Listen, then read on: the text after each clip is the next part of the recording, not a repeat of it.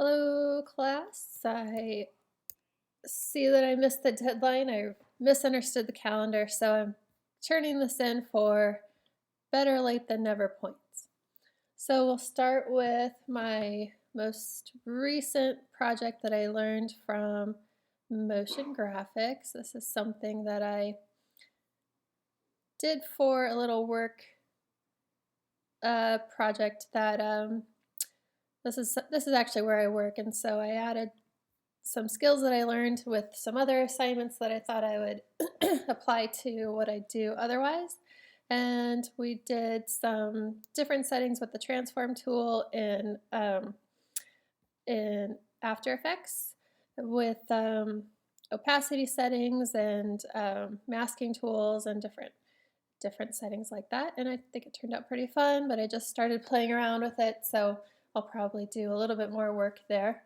But it's fun to kind of play with that new program, which I haven't done before. So my next one I have here is a flyer for an event in Oregon to benefit Parkinson's.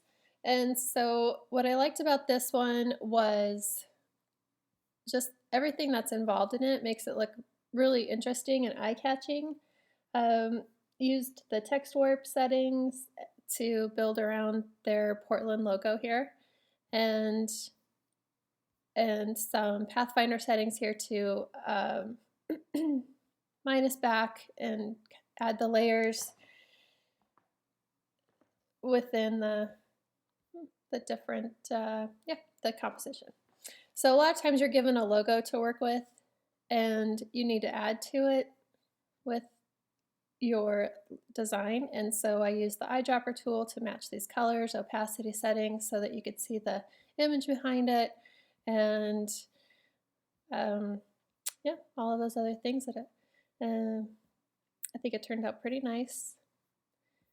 The next one that I have is from a concert poster assignment. We were able to kind of pick what we wanted to work with, but this was done in Photoshop, and we used the Puppet Warp tool here.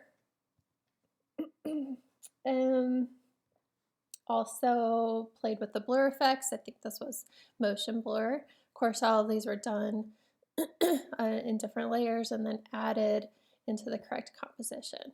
So in her, I had to turn her hand around because she was facing in a different direction. And so I did, some outlining and copy to a new layer, and then added her into the right positioning. And I think if you zoom in really close, you could see some errors, but overall, I think the design works really well. The colors flow well together, and I think this one's pretty fun, but I would like to add a little bit more contrast and some things a little bit more interesting. But I like the typography and the colors involved here. Then we have the Oktoberfest logo. This one was fun to work on. This was just a side project at home for something in our area. I drew most of these from an Illustrator and then added them to the total composition. I was given the Oktoberfest logo as a PNG and got to play with the colors. And I think one thing that I would change in the end is probably to not use red, because we all know that red and black has a hard time. It's hard on the eyes, but maybe next to the cream it's not too bad.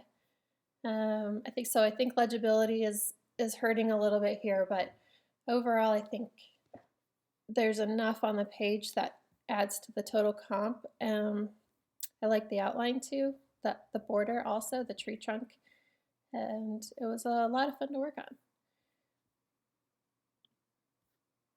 So then we have the book jacket. Here I imported existing artwork and then added to it with the brush tool, dodge and burn, and kept with the black and white photography theme, and included the front and back flaps. so that it was more print ready. So this one I think is pretty cool, but I noticed that the front cover doesn't have the author's name on it, but that's an easy change. And I think some things could be a little bit smoother, but I think the overall composition is pretty strong and going in the right direction. And the typography I think is kind of nice too, because the title of the book, On Thin Ice, and then we have the nice thin letter forms.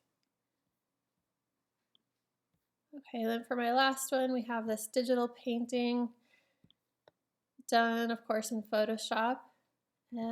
Here's the reference photo. We were tasked with just finding a photo online of flowers and then recreating the image with brushes. And we did, we traced out the major shapes and then copied them to their own layer, so we were able to work on them individually, and then zoomed in really close on everything, and then used various brush sizes and opacity and thickness of the brushes, and spent a lot of hours on this one, as you could probably tell. It's pretty close. I like how that one turned out. I would probably try and play with something else kind of similar just for fun. So that's where things are right now. Thanks for looking.